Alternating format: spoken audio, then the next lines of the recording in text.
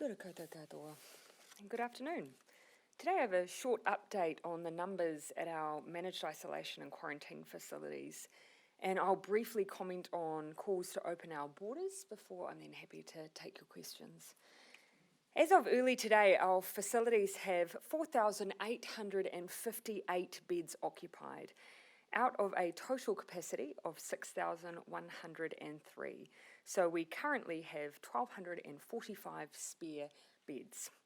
We're expecting 2,751 arrivals this week, with 1,759 departures from our facilities, leaving 253 spare beds. However, we're also aiming to open 4 more facilities this week, with 897 beds in total, providing backup of around 1,150 spare beds and capacity. These steps are consistent with our plan to ramp up quarantine capacity to match the inflow of New Zealanders returning back as the virus grows around the world, while giving ourselves a buffer of spare capacity, keeping in mind we do still have a level of uncertainty from airlines around passenger manifests until doors close and wheels are up. I've seen today and across the past week calls for our borders to be opened to the world, a world where the virus is escalating, not slowing, and not even peaking in some countries yet, where cases exceed 10 million globally and deaths 500,000, where countries are extending and returning to lockdown. All the while, we get to enjoy weekend sport, go to restaurants and bars. Our workplaces are open and we can gather in whatever numbers we like. These are hard-won gains, and we have, as a government, no intention of squandering them. The idea that we should open our border in this environment has a price, and that price could be a second wave of COVID-19 in our country. At worst, at best, added restrictions for the rest of us. Yes, we want to open our borders as soon as it is safe to do so, and we have been in the enviable position of investigating and undertaking work with Australia and in the Pacific. Where there are safe opportunities, we will pursue them. But first and foremost, we are trying to preserve a COVID-free position while getting our economy moving. But while the EU is looking to open its doors to a handful of countries, including our own, I'm reminded that New Zealanders returning from trips offshore were part of the spread of the virus in New Zealand in the first place.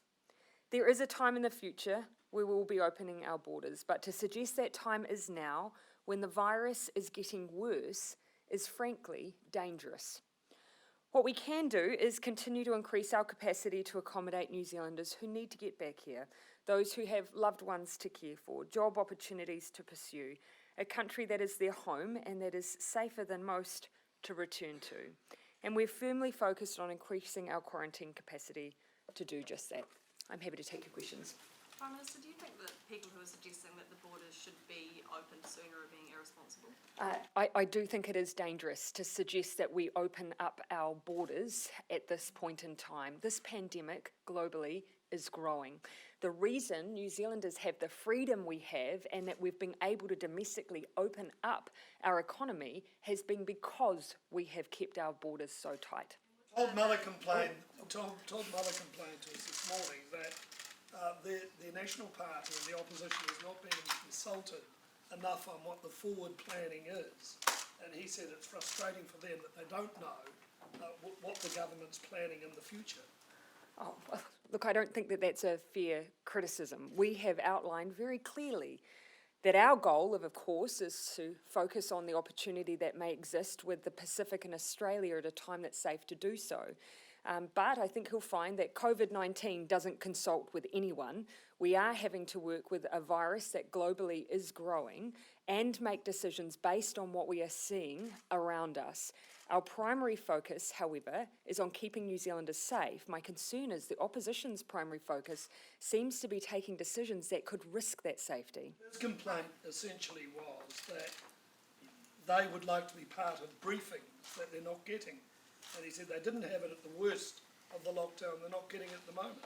Well, again, I would push back, mostly in part because we have been very open about New Zealand's status. We've been very open about the... Take them into briefing? Because I brief everyone at the same time, including all of you. We have sought to be entirely transparent as we've been going through what is an unprecedented experience for New Zealand. You'll remember that during lockdown, we were sharing case numbers a matter of hours after receiving them. The Ministry of Health is continuing to do that. We'll be sharing this week a quarantine dashboard to give an indication of what's happening at our border. And Barry, we've been very open about what our plans would be around the future of the border. But at the moment, we are, as we see this pandemic growing, not in a position to give dates and decisions on something as significant as opening up a border when we are in the middle of a situation where it surges. So again, as I say, I do believe that they're getting information, but they're getting it at the same time as many people are. Which hotels are those for new facilities? We've tended not to necessarily just give out new facilities names, but you will have heard Minister Woods talk about extending into new centres, and that work has been done on the ground to ensure that not only are those locally informed, but there's work being done together to make sure that those areas are ready. Why not share that though? Because doesn't that public and the community there need to be more aware and perhaps more vigilant? Yeah. Can you tell us areas? Yeah, well, actually, we have, there hasn't been a complete absence. Actually, I should leave that to Minister Woods ultimately to answer. Because we have, for instance, been sharing facilities where we've had cases, so there has been that level of transparency. But I'll leave that to her. She'll be the one that will have the contracted facilities and the details around them. That's not something, it's not something I have in front of me presently. What about APEC? That's obviously now just going to be virtual. Yes. What are your thoughts on that, and how much do we miss out on? Yeah, so a couple of factors we have to take into account for APEC. Although the Leaders Week and the events around that are scheduled for the end of next year, there are a range of meetings that take place before that.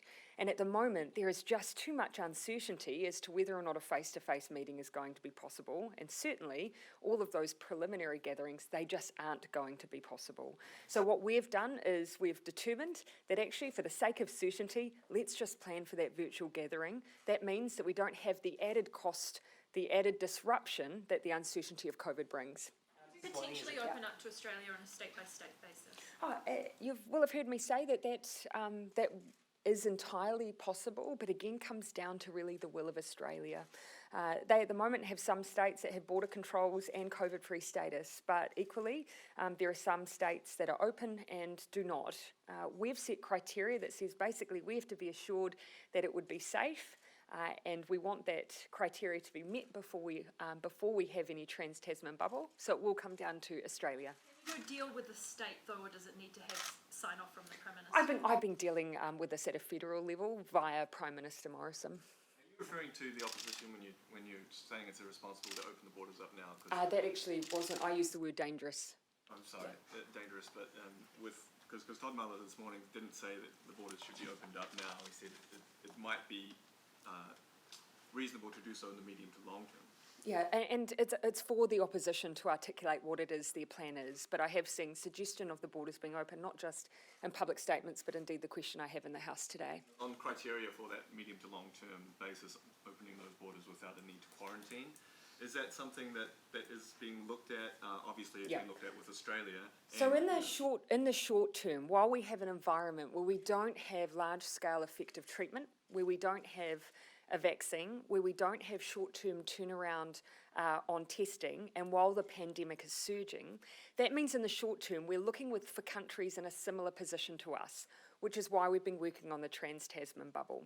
In the medium to longer term, it may well be that we see considerable developments in those 4 areas, and if that were the case, that may well change the perspective and position of New Zealand.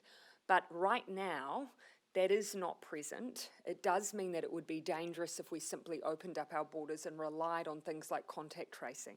So I push hard against any suggestion we should do that. That means if there are improvements in those areas, we could open borders with countries that have not, per se, eliminated COVID. Again, those are just some of the factors that would need to be taken into consideration. But vaccine is part of it, the ability to treat, making the fact that the pandemic wasn't rampant, which it is now.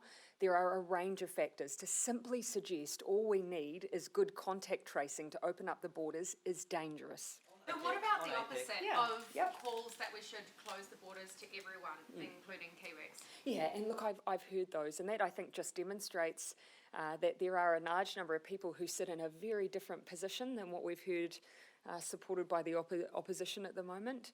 On that, we of course have said that that is not something that we have considered. It is simply not right to say that someone who has a legal right, as a citizen of this country, cannot come home. And for every case that someone is arguing against, that is someone's mother, that is someone's brother, someone's sister, someone's spouse. And we can't deem someone stateless, because if you remove their ability to go the place they're able to legally reside, they could then become an illegal person somewhere else. Do you think that some of the rhetoric... On APEC, And then I'll come to you, Luke. on APEC, what is the economic impact of not hosting, and are you disappointed not to be able to host world leaders like Scott Morrison and Joe Biden in Auckland? Yeah, and so look, there are of course, it's very speculative. No. So look, I'm just speaking generally around APEC. There are, of course, benefits to be had by holding a face-to-face meeting, whomever the world leaders are that at that time will be democratically elected to attend.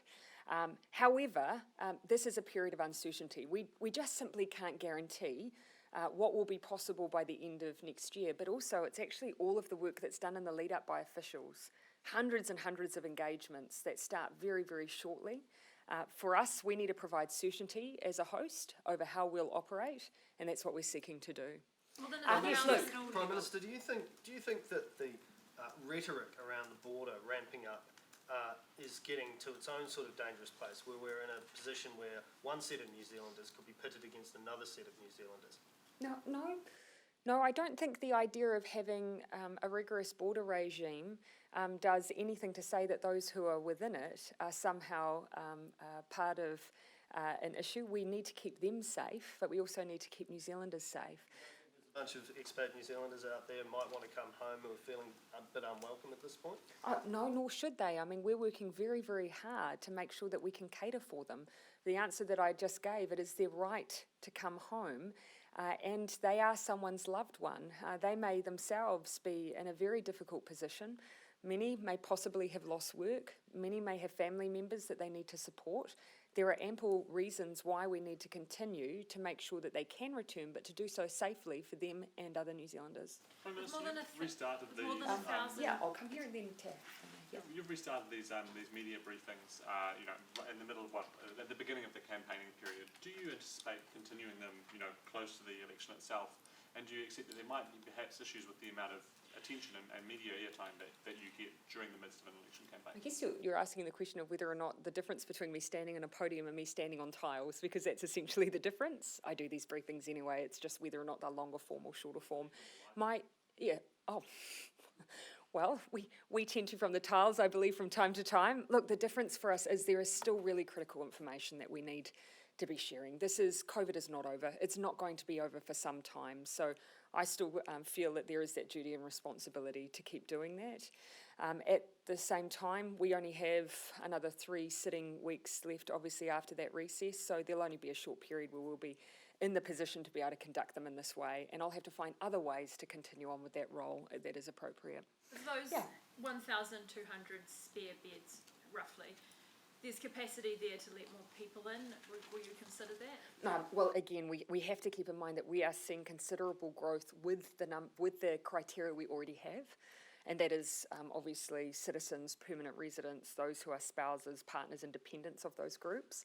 And so at the moment, that spare capacity is not spare for long. At the moment, we are seeing an ongoing increase in the number of those groups who have a legal right to be here seeking to come home. Those offshore temporary visa holders that have been waiting for quite a long time. What was that, sorry? What about those offshore temporary visa holders that have been waiting for quite a long time? Yeah, and look, this is the reality of having a really rigorous system at the border. It has meant that we have needed to ensure that while we're growing capacity, we don't lose the quality of the system. And that's what we're having to balance. Yeah, I'll go last Back question. on APEC, did Cabinet give any consideration to seeking a deferral of New Zealand's hosting year beyond 2021? Yeah, Obviously, Malaysia had asked if they could be held over. Could we have gone to 2022 or even later? So I think it's only fair to say we considered a wide range of options. If we weren't to host in this year and Malaysia were to move its hosting year, that has a knock-on effect for Thailand. That moves then countries into election years, which obviously is avoided. And so, yes, a range of options were considered, but a range of knock-on effects were created by that as well.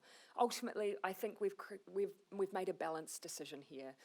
We are in a very uncertain environment, so we've created a certain solution. Just Okay, quickly, last one. China's passed the controversial security law in regard to Hong Kong. Are they in breach of their international obligations? No, look, we have taken a clear view that, in our view, this moves away from the one system, but two operations, two system kind of form of government. So we've made a very clear, given a clear view on that, and made statements to that effect. And of course, we see the disruption that has been created as a result. What will New Zealand do now? I mean, will you join the Five Eyes partners in a statement? What's the... We've made our, look, and you know, I've said this multiple times, sometimes you'll see collective statements, sometimes you'll see singular, actually you'll see the same messaging, and very little difference between the Five Eyes partners on the positions we've all taken on this issue. Condemn that law?